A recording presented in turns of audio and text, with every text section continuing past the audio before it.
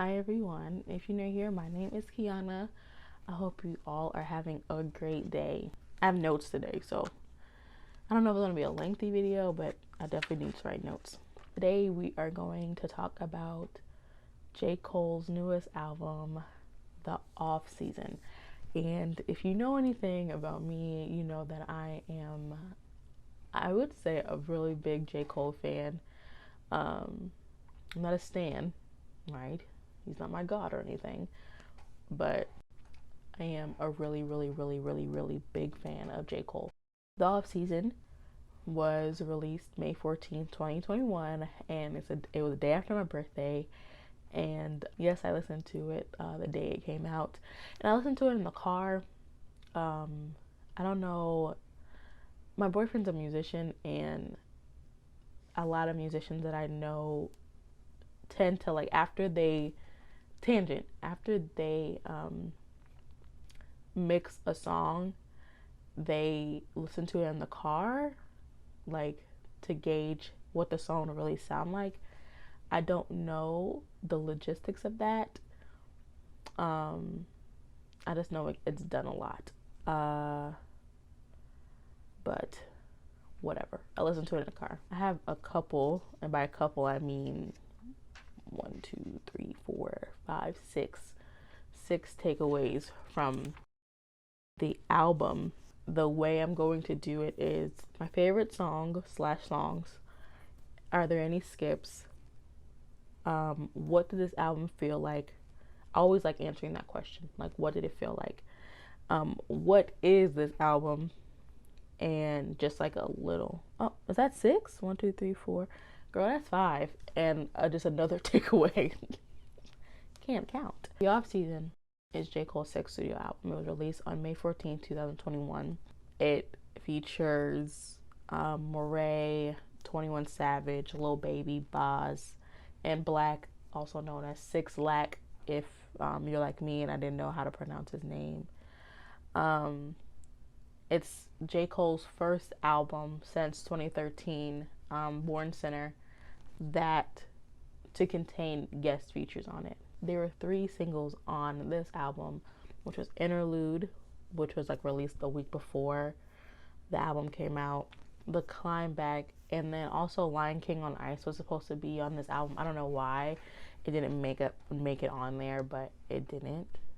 Okay, so at first, to talk about this album, I was going to do like a play-by-play by each song. I recorded it. I hated it. It was boring. So I recently had a conversation with a friend of mine and with friends of mine, and I realized, like, okay, this is what I want to say. Like, this is like the they asked me about the album. That was the perfect culmination of things that I wanted to say about this album. And so first is what were my favorite songs? I have 3 favorite songs from this album. 95 South, My Life, featuring 21 Savage and Morray, Close. Let's get into why each song is my favorite song. Okay, 95 South, and I'm really into album sequencing. I am very interested on how an artist sequence their album, why they put the first song first, why they put the second, you know what I'm saying, like things like that. And I felt like 95 South was the perfect first song. It's a hype song. It perfectly encapsulates what this album is supposed to feel like in my experience of listening to it. And I think that this album is supposed to feel like an appetizer. It's supposed to feel like a mixtape. I'll go into more detail later. Why do I almost call him Cam Newton with the Cameron intro. Is the perfect way to sound like a 2000s era hip hop mixtape, with like the introduction, like, you already know who it is, da da da da, like that kind of introduction. I think that was so perfect. This is the correct way. Now, on a written testimony, this is not about a written testimony, but I hate that album so much.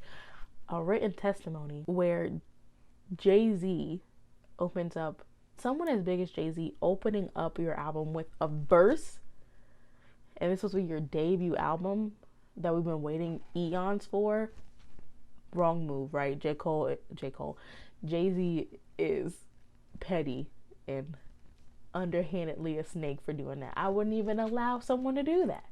If I'm a bigger rapper, and they're so grimy for that, bro. Anyway, like, it's a good hype song. The 95 South is a good hype song. And the off season in general in athletics is about training. And I felt like this is something, you know, what is that meme of Cam Newton listening to like He Saw the Best in Me or some Marvin Sapp song? All I know is first. That's all I know. They gave up on me. I think he would play this song after he was done worshiping our God. It was like the perfect like training, like trying to get mentally and physically, spiritually, emotionally ready for something. And I think in 95 South, he perfectly shows, like, he's saying perfectly, I just really love this song. That's quite literally 95 South goes through Fayetteville, North Carolina. Once you've ever been to North Carolina, you know it's country as heck, to New York. And to have Cameron open and then Lil Jon and Eastside Boys close, it's literally saying, like, these two things, even though they sound vastly different, have influenced the sound that you hear today. My God, it hit my New York heart so much to hear Cameron open something. I knew immediately. Like, that's the other thing about having like him open it up. Like, his voice is so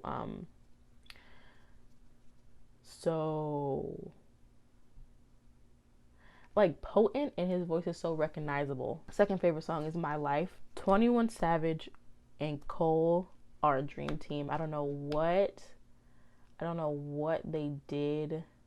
I don't know if they like did like a practical magic, my blood, your blood, our blood together ritual. I don't know if God pushed them two together and was like, you guys feed off each other. I don't know what it is. They are a dream team. With My Life, having 21 Savage as a featured artist, I think it's not a cosign, because not that 21 Savage needs a cosign, but I think in the sense of like it shows like how important being a bridge between millennial or Gen Z hip hop and like old head hip hop, how much that means to him. Because, you know, if you ask any 40-year-old man, 40-year-old plus, 40 plus year old, whatever the sequencing is for this phrase, what hip hop artists do they enjoy now that reminds them of back then? J. Cole will most likely be on that list because of their disdain for how hip hop has grown. So I think it's really important to him. I don't know how important to him. We're gonna have to like pray to God that I get that interview one day. But I think that I think it's important. I believe so. The mix of J. Cole's vocals give it like a mixtape feel. And when I say mix, it's just like how clear it is, how grainy it is. It's more authentic. It doesn't sound like not that it's not mixed well, that it's not mixed on purpose. Like, that's what it sounds like. And then you have Morray, who, like, I hope I'm pronouncing his name correctly. His soulful vocals, like as the chorus, it is reminding me of like the guys who I used to live around, or I used to like go to high school with, how they would explore their music careers, and there was always like one song that was like more heartfelt.